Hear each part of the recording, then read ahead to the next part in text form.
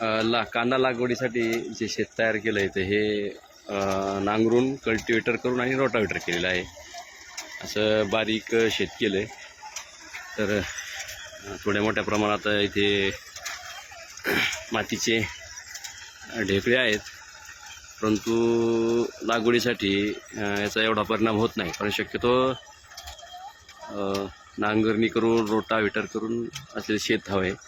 काही दिवसापूर्वी पाऊस झाला होता, 1 महिन्यापूर्वी, तर आता ओल जवळजवळ कमी झाली आहे. तरी पण खाली अशा पद्धतीत ओली माती आहे, परंतु ती फुटते. म्हणजे वापसा कंडिशन आहे. त्याच्यात मशीन चालण्यासाठी योग्य माती आहे आता ही.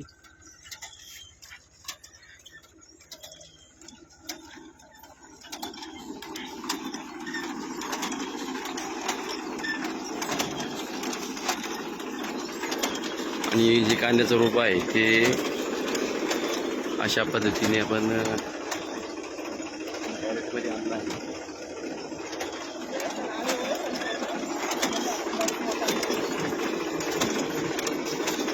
या जुड्या वगैरे आपण बांधत नाही, काही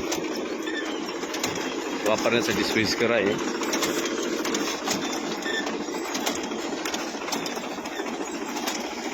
आणि हा जो ट्रॅक्टर आहे हा न्यू हॉलंड 3600-2 याला कंपनीची किट टाकून आपण क्रिपर केला आहे. आता हा क्रिपर फर्स्टमध्ये ट्रॅक्टर चालू आहे आणि त्यानंतर आपली 4.5 इंचावर आपली कांद्याची लागवड होत आहे.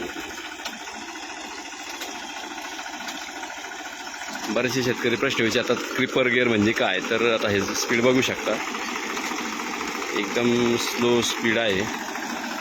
1 मिनिटामध्ये हा 15 फूट चालतोय. आता